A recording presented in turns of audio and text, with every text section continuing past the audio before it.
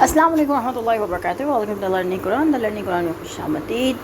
اور فصلت یعنی تحامیم سجدہ کی ہم آیت نمبر 42 مکمل کر چکے ہیں. ہم نے 43 اسٹارٹ کرنی ہے. چلیے اسٹارٹ کرتے ہیں.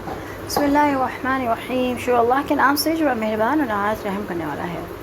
ما یقال نہیں کہا جاتا لکا وہ آپ کو اللہ سوائے ما جو قد قیل کہا جا چکا للرسول رسولوں کو میں قبلی کا آپ سے قبل نہ بے شک ربک آپ کا رب لذو مغفرت بڑی مغفرت والا وذو عقاب اور سزا دینے والا علیم دردناک. آپ سے وہی کچھ کہا جا رہا ہے جو آپ سے پہلے رسولوں کو کہا جا چکا ہے. بلا شبہ آپ کا پروردگار معاف کر دینے والا بھی ہے اور دردناک عذاب دینے والا بھی ہے.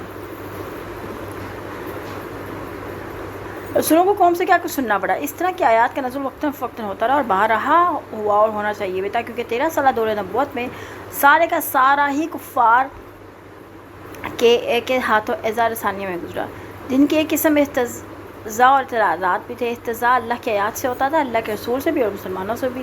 مثلاً یہی کہ کیا یہی شخص اللہ کو رسالت کے لیے ملا تھا؟ یہ تو جادوگر ہے، کہان ہے، شاعر ہے، مجنون ہے، نعوذ باللہ. اور اس طرح یہ کہ اگر تم اپنے کام سے باز نہ آئے تو ہم تمہیں اپنی بستی سے نکال دیں گے یا مار ہی ڈالیں گے. یا یہ کہ تمہارے پیروکار کچھ کمینے اور ذل سے آدمی معلوم ہوتے ہیں، ہم تو ان کی موجودگی میں تمہارے پاس بیٹھنا بھی گوارا نہیں کرتے. چاہ جائے کہ تمہاری باتیں سنیں. ایسی باتیں جب کفار سے سنتے رہتے ہیں پر رسولوں کو بھی یہ باتیں سب سننا پڑی تھیں. یہ اللہ تعالیٰ کی صفت حلم اور عفو ہی ہے کہ وہ اپنے دین کی اور اپنے فرمانبردار بندوں کی اس طرح توہین ہوتے دیکھ کر بھی ان سے درگزر کیے جاتا، انہیں مہلت دیے جاتا، ورنہ اس کے صاحب انتقام ہونے کا تو یہی تقاضا ہے کہ انہیں فوراً کسی دردناک عذاب سے تباہ کر ڈالتا.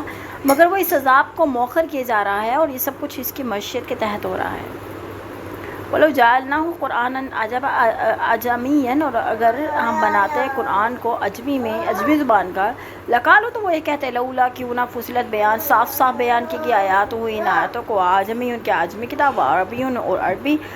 قل فرماتے ہوا وہ یہ للذین ان لوگوں کے لیے جو امن و ایمان ہے ہدن ہدایت و شفاء اور شفا، والذین اور جو لوگ لا یؤمنون نہیں ایمان لائے فی اذانہم ان کے کانوں میں وقرن اور گرانی وہو اور وہ علیہم ان پر امی نندا پن اولئک یہی لوگ ینادون پکارے جاتے ہیں من سے مکان کسی جگہ بعید دور. اور اگر ہم اس سے قرآن کی زبان غیر عربی بنا دیتے تو کافر کہتے ہیں کہ اس کی آیت واضح کیوں نہیں کی گئی. یہ تو کتاب تو عجمی زبان میں اور مخاطب عربی ہوں. آپ ان سے کہیے جو لوگ ایمان لائیں ان کے لیے تو یہ کتاب ہدایت و شفا ہے، اور جو ایمان نہیں لاتے ان کے کانوں میں ثقل ہے اور وہ قرآن ان پر دھندلا ہی رہتا ہے، اور ان لوگوں کا یہ حال ایسے ہے جیسے کہیں دور جگہوں سے پکارا جا رہا ہو. اور جو لوگ ایمان لائے ان کے لیے تو یہ کتاب ہدایت و شفا ہے، اور جو لوگ ایمان نہیں لاتے ان کے کانوں میں ثقل ہے اور وہ قرآن اور وہ یعنی قرآن ان پر دھندلا ہی رہتا ہے. ان لوگوں کا تو یہ حال ہے جیسے کہیں دور جا کے انہیں پکارا جا رہا ہو. اگر قرآن عربی زبان میں نازل ہوتا تو کفار کے اعتراض کی صرف نوعیت ہی بدلتی. یہ ضد اور ہر درمی قافلوں کے لیے خویبت کی ایک اور مثال ہے. اعتراض کرتے کہ کرتے وقت وہ یہ بھی نہیں سوچتے کہ ان کے اعتراض میں کچھ معقولیت بھی ہے یا نہیں. ان کا اعتراض یہ تھا یہ رسول عربی میں ہے اور عربی زبان میں ہی کلام سناتا ہے، تو اس سے تو یہ معلوم ہوتا ہے کہ کلام اس کا اپنا تصنیف کرتا ہے. چاہیے تو یہ تھا یہ کلام کسی دوسری زبان میں سے فارسی رومی زبان میں ہوتا اور یہ فر ہمیں سناتا، اور ہم سمجھتے یہ زبان تو یہ جانتا ہی نہ تھا. لہذا ممکن ہے کہ اللہ کا رسول ہو اور فرشتہ اس کا ایسا کلام پڑھاتا ہو. اس اعتراض کے اس آیت میں جواب دیا گیا ہے کہ اگر ہم قرآن کو غیر عربی زبان میں نازل کرتے تو ان کے اعتراض کی شکل یہ ہوتی کہ واہ یہ بھی عجب معاملہ ہے، یہ نبی کلام ایسی زبان میں پیش کرتا ہے جسے ہم بھی سمجھ نہیں سکتے، تو اس پر ایمان کیا لائے. مطلب یہ کہ ان لوگوں نے بہرحال اعتراض ہی کرنا ہے، جو بھی صورت ہو رہی ہی کام یہ لوگ کر رہے ہیں. آپ ایسے اعتراض کرنے والوں سے یہی ہے کہ جن لوگوں کی عقل سلیم ہے وہ اسی قرآن سے راہ ہدایت بھی حاصل کر رہے ہیں اور اپنی روحانی بیماری سے شفا بھی پا رہے ہیں. اگر تم خود سننا اور دیکھنا اور ہدایت حاصل ہی نہ کرنا چاہو تو اس میں اللہ کی کتاب کا کیا قصور ہے جو اسے مورد الزام ٹھہراتے ہو. کافر پر قرآن کے دلائل دھندلائے ہی رہتے ہیں. ایک پرندہ ہے چمگادڑ جس کی آنکھیں سورج کی روشنی میں چندھے آ جاتی ہیں اور وہ دن کی روشنی میں اپنی آنکھیں بند ہی رکھتا ہے. حالانکہ سورج سب کے لیے ایک عظیم نعمت ہے لیکن چمگادڑ کو بھلا نہیں لگتا. یہی حال ان کافروں کا ہے کہ آفتاب ہدایت نکلا تو ان کو بھی بھلا نہیں لگتا. اس میں چشمہ آفتاب یا آفتاب ہدایت کا قصور ہے. یہ اگر کچھ کلام اللہ سنتے بھی ہیں تو کانوں کے اندر پہنچ نہیں دیتے، اور قرآن کے مضامین ہدایت اور دلائل توحید و معاد پر ان پر واضح ہوتے ہی نہیں بلکہ دھندلائے رہتے ہیں. دور سے پکارنے والوں کی آواز کانوں میں پڑ تو جاتی ہے مگر یہ سمجھ نہیں آتی کہ کہنے والا کیا کہہ رہا ہے. یہ حال ان کافروں کا ہے کہ اگر قرآن کی آواز ان کے کانوں میں پڑ بھی جائے تو چونکہ ان کی خواہش ہی نہیں ہوتی کہ اسے ہدایت حاصل کریں، لہذا قرآن آیات کے مفاہیم اور مطالب ان پر دھندلائے رہتے ہیں۔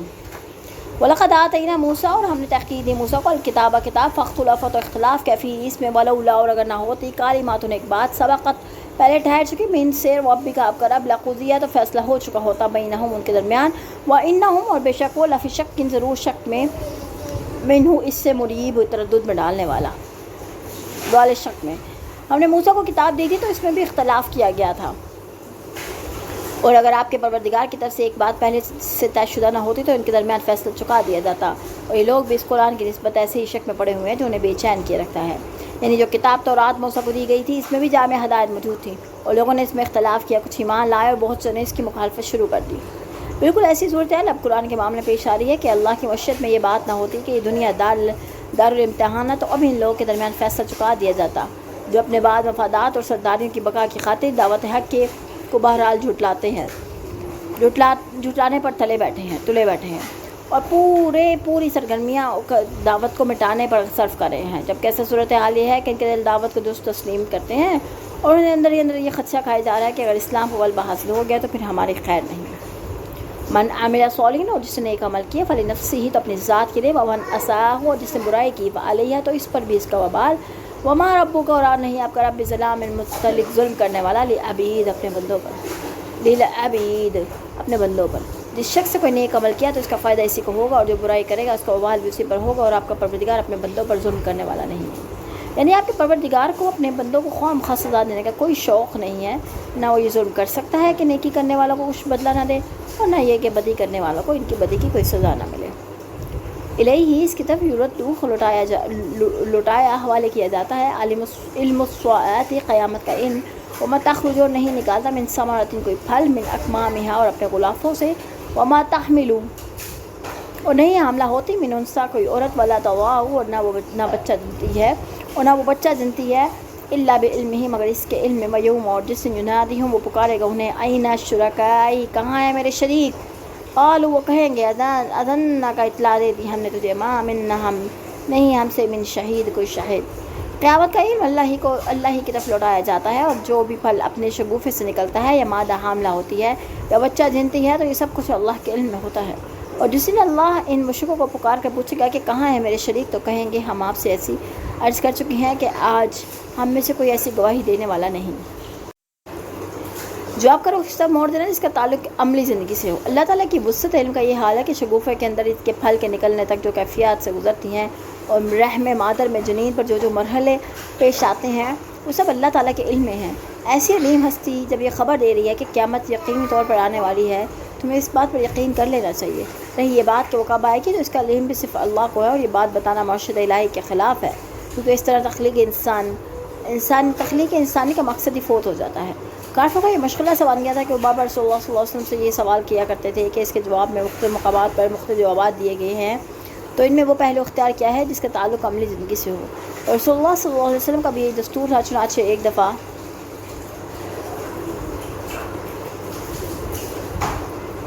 آپ صلی اللہ علیہ وسلم سفر میں کہیں تشریف لے جا رہے تھے، راستے میں کسی شخص نے زور سے پکارا، یا محمد قیامت کب آئے گی؟ تو آپ صلی اللہ علیہ وسلم نے جواب دیا، تجھ پر افسوس، کیا تو نے اس کے لیے کچھ تیاری کر رکھی ہے؟ اذان کے معنی ہے ہم آپ کے گوشت گزار کر تو چکے ہیں، یعنی قیامت کے دن مشرک لوگ شرک کا انجام دیکھیں گے تو اپنے شرک کا اقرار کرنے کی وجہ سے صاف مکر جائیں گے۔ بعض علماء نے یا شہید سے شاہد مراد دیا ہے، یعنی یہاں جب ہمیں اپنے معبودوں میں سے کوئی بھی یہاں نظر نہیں آ رہا۔ بدلنا اور کھویا گیا ان سے، ماں جو کان یا دگنا وہ پکارتے تھے، میں نے قبل اس سے قبل وظنوا، اور انہیں سمجھ لیا، ما لہم نہیں ان کے لیے محیص کوئی بچاؤ، اور اس سے پہلے سے وہ پکارا کرتے تھے ان سے گم ہو جائیں گے، اور وہ یقین کر لیں گے کہ اب ان کے لیے کوئی جائے پناہ نہیں۔ یعنی قیامت کی ہولناکیوں سے اس قدر گھبرائے ہوئے حواس باختہ ہوں گے کہ انہیں سمجھ ہی نہیں آئے گی کہ اللہ تعالیٰ کے اس سوال کا کیا جواب دیں، اور دنیا میں وہ اپنے معبودوں کے متعلق جو تصورات جمائے بیٹھے تھے کہ وہ اللہ سے سفارش کر کے ہمیں بچا لیں گے، سب کچھ بھول جائیں گے، کیونکہ انہیں صاف نظر آ رہا ہوگا کہ آج کوئی کسی کے کام نہیں آ سکتا، نہ ہی عذاب سے بچنے کی کوئی صورت یا کوئی جگہ نظر آ سکتی ہے۔ لا یسأمو، نہیں تکتا انسان من دعاء الخیر، بھلائی مانگنے سے، وإن، اور اگر مسہو سے لگ جائے شر برائی، فیئوس، تو مایوس ہو جاتا ہے، قنوط، نا امید۔ انسان اپنے لیے بھلائی کی دعا کرنے سے کبھی نہیں ابتاتا اور ان سے کوئی تکلیف پہنچ جائے تو مایوس اور دل شکستہ ہو جاتا ہے۔ انسان کے حرص کی انتہا، نیک عام اور دنیا دار انسان کی فطرت یہ ہے کہ وہ مال اور دولت سے کبھی سیر نہیں ہوتا۔ یعنی ایک عام اور دنیا دار انسان کی فطرت ہوتی ہے کہ مال و دولت سے کبھی سیر نہیں ہوتا۔ وہ چاہتا ہے کہ ہر طرح کی بھلائیاں میرے لیے ہوں، رزق بھی کشادہ اور وافر مقدار میں ملے، خوشحالی بھی ہو، عیش و عشرت نصیب ہو، تندرستی بھی ہو، اولاد بھی اچھی ہو، ہر بھلائی کی جو قسم ہو سکتی ہے وہ چاہتا ہے کہ سب کچھ اسے مہیا ہو جائے۔ اور اگر یہ سب چیزیں مہیا ہو بھی جائیں تو پھر یہ چاہتا ہے کہ ان میں ہر آن اضافہ ہوتا بھی رہے۔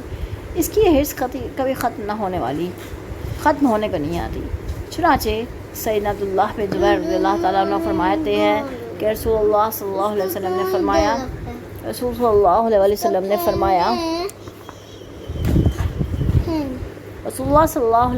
نے فرمایا کہ اگر آدمی کو ایک وادی بھر سونا مل جائے پھر بھی وہ قناعت نہیں کرے گا، دوسری وادی چاہے گا، اور اگر دوسری مل جائے تو تیسری جائے گا۔